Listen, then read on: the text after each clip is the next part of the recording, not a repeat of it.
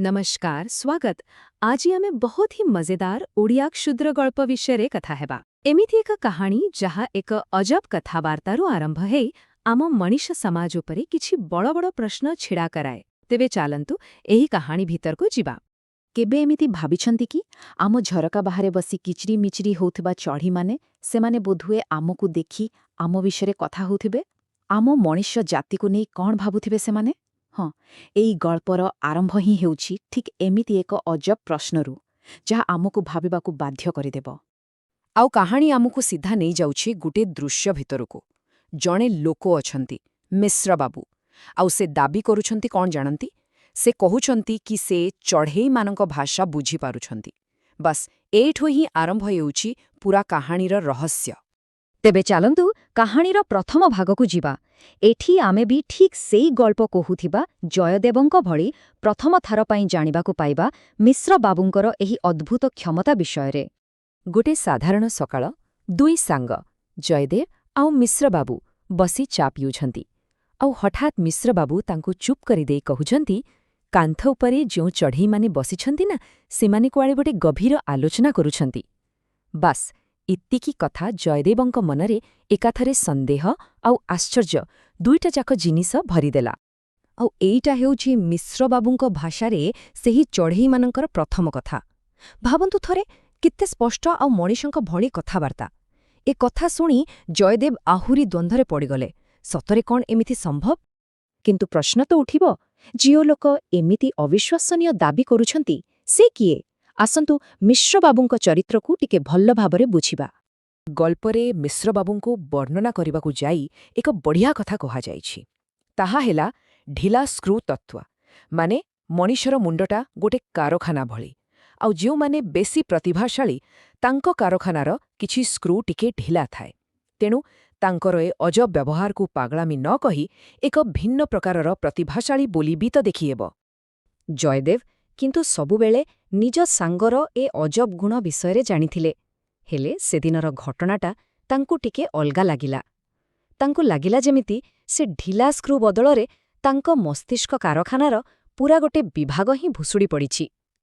एइठी प्रश्न आउ ही गभीर होई जाउछि मिश्र बाबू कौन जणे ज्ञानी ना तांको मुंड सतेरे खराब होई गलानी। अच्छा एबे आसंतु सेही चढ़ेई मानकर कथाबार्तार दार्शनिक दिग उपरकु जिबा। मनीषर जीवनशैली को नहीं सेमाने प्रकृति रे कौन कहउछंती सुनिबा टिके। देखंतु तुलनाटा केते सुंदर। चढ़ेईंक मतरे तांको घर हेउछि ए पूरा आकाश। सेमाने संपूर्ण स्वाधीन कौनसी संपत्ति नाही कि परिवारर माया नाही।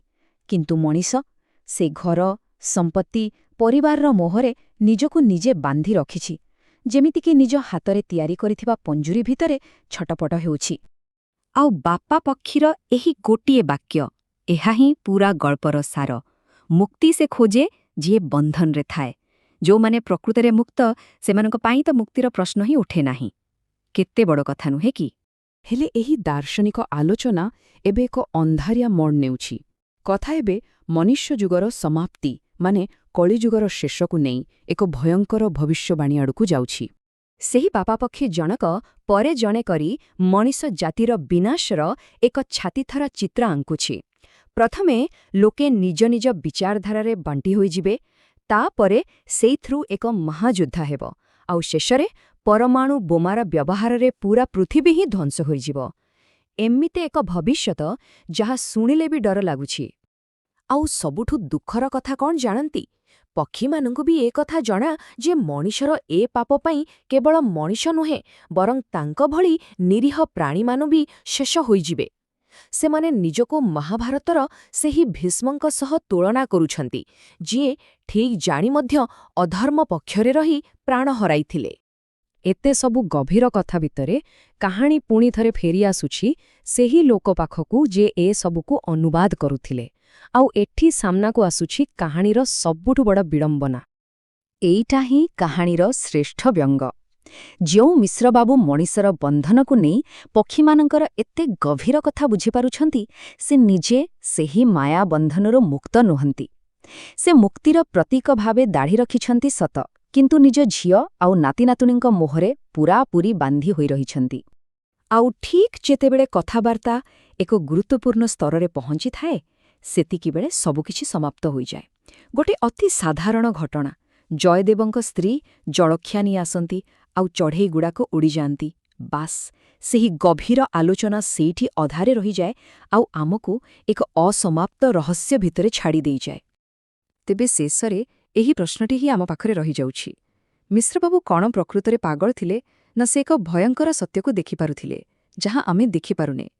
ଏହି ଗଳ୍ପ ଆମକୁ କୌଣସି ସିଧା ଉତ୍ତର ଦିଏନି, ବରଂ ସତ କ'ଣ ଆଉ ବାସ୍ତବତା କ'ଣ ସେ ବିଷୟରେ ଆମକୁ ନିଜକୁ ଭାବିବା ପାଇଁ ଖୋରାକ ଯୋଗାଇ ଦିଏ।